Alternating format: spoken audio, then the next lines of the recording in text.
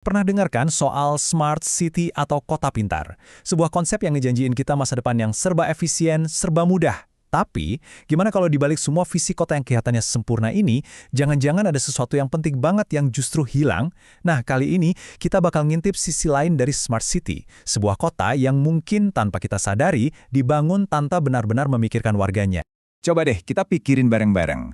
Gimana kalau semua efisiensi dan kenyamanan yang ditawarkan itu sebetulnya punya harga yang nggak pernah kita sadari? Inilah misteri yang akan coba kita bongkar di balik gemerlapnya teknologi perkotaan. Oke, kita mulai dari janjinya dulu. Janji utopia kota pintar.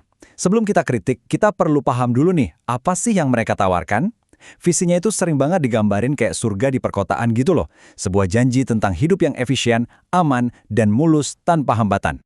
Nah, yang menarik banget di sini adalah siapa sih yang gencar banget promosiin visi ini? Menurut sumber kita, ide ini seringnya datang dari perusahaan-perusahaan teknologi raksasa. Sebut aja nama-nama besar kayak IBM, Cisco, sampai Alphabet. Bagi mereka, kota itu bukan lagi ruang buat kita hidup, tapi lebih kayak sebuah masalah teknis yang solusinya, ya, data dan algoritma. Sekarang, kita masuk ke inti permasalahannya. Buat ngerti ini, kita perlu mundur sedikit ke belakang ke zaman Yunani kuno, ke sebuah konsep bernama agora. Bisa dibilang, agora ini adalah jiwanya sebuah kota. Jadi, agora ini bukti kalau dari dulu kota itu ya ruang politik. Tempat warga negara ngumpul, debat, bahkan berselisih pendapat buat nentuin masa depan mereka bareng-bareng. Nah, sumber kita berargumen, kalau fungsi paling penting inilah kota sebagai wadah perdebatan yang secara fundamental lagi coba diubah sama konsep kota pintar.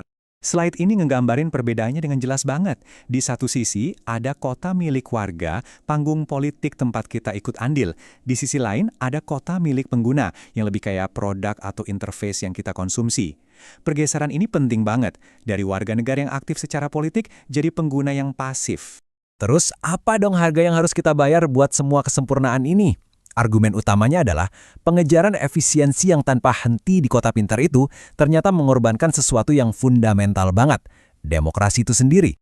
Coba bayangin, dari kacamata algoritma kota pintar, semua gesekan sosial ini, entah itu demo, orang ngumpul-ngumpul nggak jelas, atau debat kusir di ruang publik, itu dianggap sebagai bug, sebuah error yang harus dihilangkan biar sistemnya lancar. Padahal kan justru di dalam gesekan yang berantakan itulah demokrasi bisa hidup. Kutipan ini, wah, bener-bener ngena banget. Tujuan utama desain kota jadi bergeser, bukan lagi buat menghubungkan manusia satu sama lain, tapi buat mastiin data dan modal bisa ngalir secepat dan seefisien mungkin. Ini perubahan paradigma yang luar biasa. Hal ini ngebawa kita ke konsep yang jujur aja agak serem, penjara tanpa dinding. Gimana sih cara kerja kekuasaan di kota pintar? Sumber kita merujuk pada ide-ide filsuf seperti Deleuze yang menyebut era ini sebagai masyarakat kontrol. Oke, biar gampang kita bedah evolusinya ya. Dulu, kekuasaan itu jelas bentuknya. Ada tembok penjara, ada gerbang, ada penjaga, kelihatan. Sekarang, di masyarakat kontrol, kita mungkin boleh bergerak bebas kemana-mana. Tapi setiap gerak-gerik kita dilacak, dianalisis, dan dikendalikan lewat data. Kekuasaannya ada di mana-mana, tapi nggak kelihatan. Jadi, poin pentingnya begini. Untuk mengendalikan massa, sistem nggak perlu lagi kirim polisi anti huru-hara. Cukup dengan menonaktifkan kartu transportasi para demonstran, misalnya. Atau mengubah algoritma lampu lalu lintas buat bikin macet total. Inilah penjara yang terbuat dari kode, bukan lagi dari baja. Lantas, apa dampaknya buat kita sebagai manusia? Transformasi ini, pada dasarnya, mengubah hubungan kita dengan kota tempat kita tinggal. Ini adalah sebuah penurunan status yang signifikan banget. Coba deh lihat tabel ini. Sebagai warga negara, hak kita itu sifatnya politis dan melekat. Kita punya suara lewat pemilu, lewat protes. Tapi sebagai pengguna, hak kita diatur sama syarat dan ketentuan perusahaan.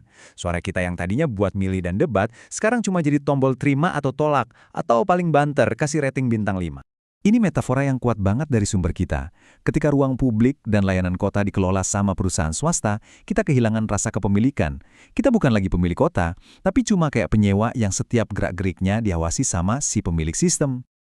Tapi tenang, cerita ini nggak berhenti di pesimisme kok. Sumber kita juga menawarkan secercah harapan. Di tengah jaringan pengawasan ini, ternyata ada potensi perlawanan dari apa yang disebut sebagai multitude atau khalayak ramai.